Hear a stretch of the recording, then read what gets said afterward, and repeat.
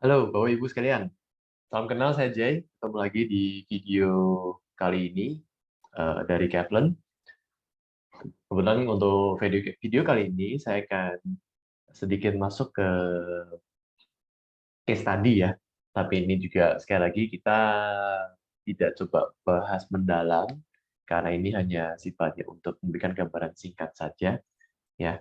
Nah, ini adalah beberapa case yang mungkin Bapak Ibu juga hadapi di kantor, di tempat kerja, di mana mungkin ada beberapa tim yang kalau dimintain tolong jawabnya nyolot ya, mungkin ya. Diskusi sebenarnya nyambung, dia ngerti, tapi eksekusinya juga nggak nyambung. Diajak meeting ogah-ogahan, terus juga mungkin jago sih, tapi seenak sendiri. Terus mungkin juga mandang rendah tim lain ya, diajakin teamwork malah mungkin bikin rusuh, dan lain sebagainya. Nah, kenapa sih ini bisa terjadi? Dan kira-kira indikasinya bagaimana? Dan bagaimana cara mengatasinya? Ya, di video kali ini saya akan coba jelaskan beberapa poin melalui pendekatan behavioral yang dapat di-profile melalui metode profiling Kaplan. Nah, bagi Bapak Ibu yang baru pertama kali melihat video ini, sedikit perkenalan siapa sih Kaplan. Pada dasarnya Kaplan adalah penyedia behavioral profiling online, di mana metode yang kami miliki sudah menggunakan metode saintifik dengan tujuan untuk memudahkan proses hiring, talent mapping, dan screening yang bisa memakan waktu. Jadi ditujukan untuk Bapak Ibu business owner maupun HRD yang cukup sering berurusan dengan keperluan hiring dan rekrutmen. Maka kami menyediakan solusi yang dapat mempermudah proses kerja Bapak Ibu sekalian. Ya, bagi Bapak Ibu yang ingin tahu lebih jauh dapat mengunjungi website kami ataupun menghubungi kontak person yang ada di caption di bawah ini di dalam video ini ya. Nah, bagi Bapak Ibu yang sudah pernah melihat video kami yang lain, nggak apa-apa. Di sini juga sekilas aja apa sih 13 behavior yang kami petakan melalui metode profiling Kaplan. Ya, ini adalah 13 pola perilaku yang kami analisa, yaitu yang biru dan abu-abu ya. Total ada 13, di mana ke-13 pola ini kalau dibagi akan masuk dalam 4 kategori perilaku, yaitu perilaku dalam interaksi sosial, perilaku dalam menyerap data, perilaku dalam membuat keputusan, dan perilaku dalam sehari-hari. Video mengenai ini dapat Bapak Ibu lihat di ada kami upload di channel ini, bisa Bapak Ibu lihat ya. Nah,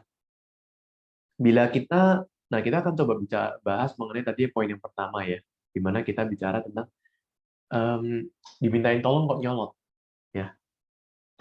Nah, kalau kita mengetahui pola perilaku, ya mungkin di sini agak ketutupan oleh di share screen ini ya. Nanti saya bacakan.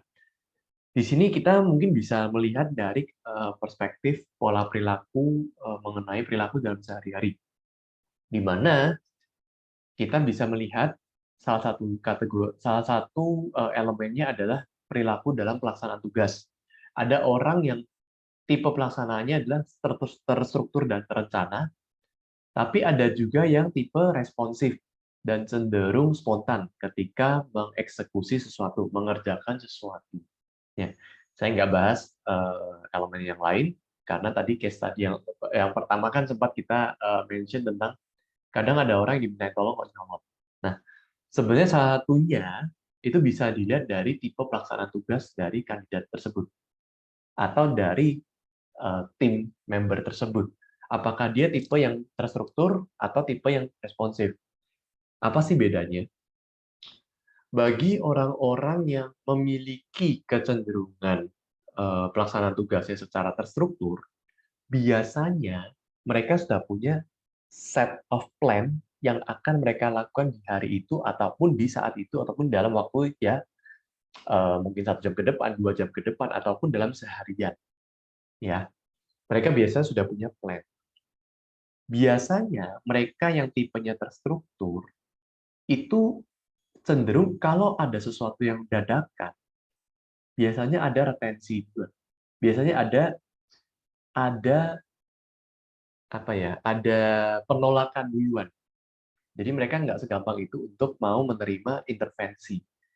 Nah, Biasanya, kalau kita tidak tahu tentang tipe atau pola perilaku seperti ini, dan kadang kan juga kita ada yang tipenya tuh malah tipe kebalikan, kita tipenya spontan. Ketika kita terpikir ide sesuatu, kita bisa aja langsung nyeletuk. Saya ada ide nih, gimana kalau kita lakukan ini, itu, dan lain-lain, bla, bla, bla. Kita spontan, bagi kita tuh wajar ya. Misalnya kita adalah tipe yang di sebelah kuning, yang bagian kuning ini. Kita tipe yang cenderung spontan yang dominan. Dalam arti ya kalau kita bicara spontan yang dominan, berarti warna atau kadarnya ya berarti kita dominan spontannya adalah yang warna yang hijau atau ke biru, mengarah ke sini ya, bukan yang seperti ini. Nah, tipe spontan biasanya ya mereka nggak ada urutan, lagi kepikiran apa ya langsung aja eksekusi ya. Nah, tipe spontan kadang kalau kepikiran ide sesuatu bisa jadi langsung ngomong. Nah, ini yang kadang jadi masalah. Ketika kita menghadapi orang yang kebetulan tipenya adalah terstruktur.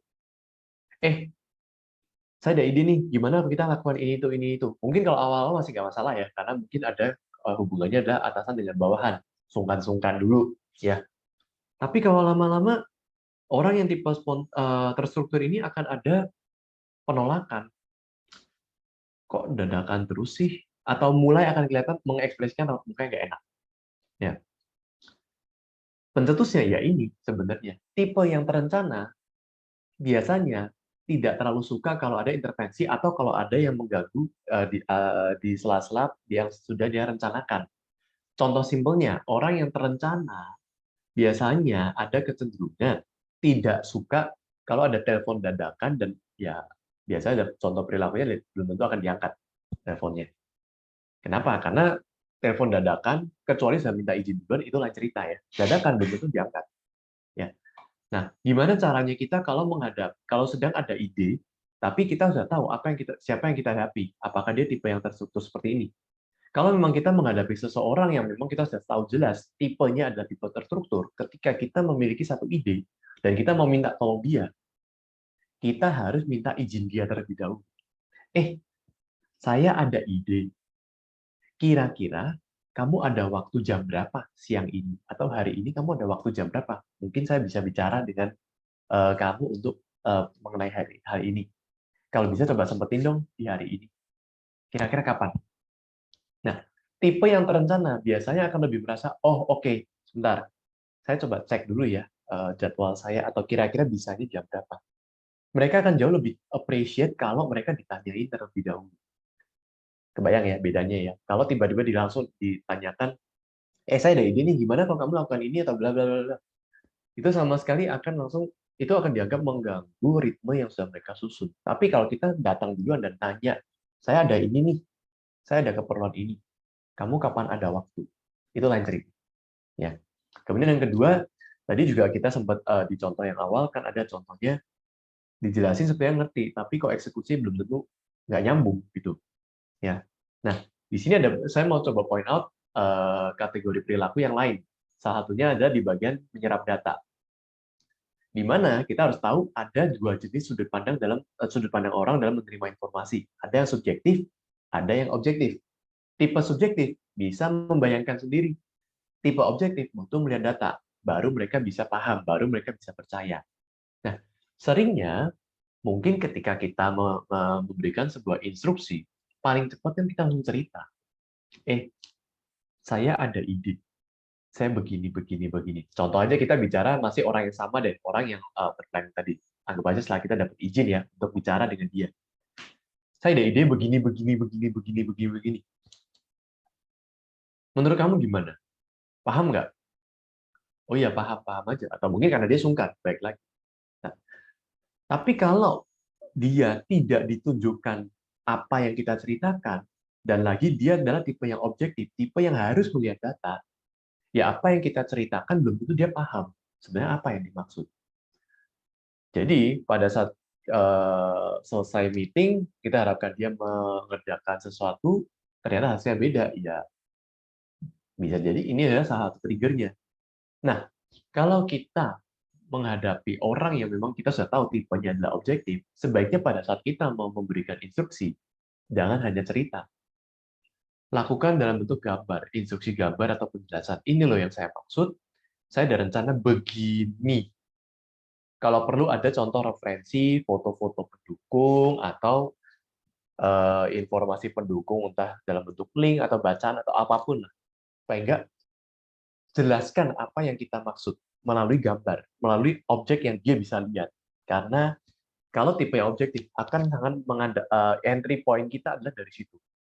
Dia akan membutuhkan objek real untuk uh, sebagai entry awal untuk dia bisa memahami apa yang sedang kita maksud. Ya, itu adalah gambaran. Ya, kalau ingin diskusi lebih lanjut mengenai apa saja dan bagaimana atau case-case lain, kalau ada case seperti ini bagaimana, case seperti itu bagaimana, ya kita bisa diskusi lebih lanjut karena tiap case tadi akan beda-beda. Ya, bagi Bapak Ibu yang tertarik untuk mempelajari ataupun mendalami tentang pola perilaku atau metode profiling yang ada di Kaplan, silakan menghubungi kami karena kami juga ada program-program pelatihan untuk membantu Bapak Ibu bagi yang ingin mendalami profiling behavior dan bagaimana membaca analisa behavior yang dimunculkan dalam report-report Kaplan. Ya, sekali lagi mengenai perilaku ini, tidak ada perilaku yang benar atau salah. Karena pada dasarnya semua orang memiliki perilaku tersebut. Hanya saja kadarnya beda-beda. Nah, yang penting kita tahu perilaku apa yang sesuai dan tidak sesuai dengan pekerjaan yang akan kita berikan ke kandidat yang bersangkutan. Ya, bagi Bapak Ibu yang tertarik, sekali lagi silakan menghubungi kami melalui website ataupun kontak person yang ada di video ini. Sekian penjelasan dari kami. Terima kasih dan semoga bermanfaat.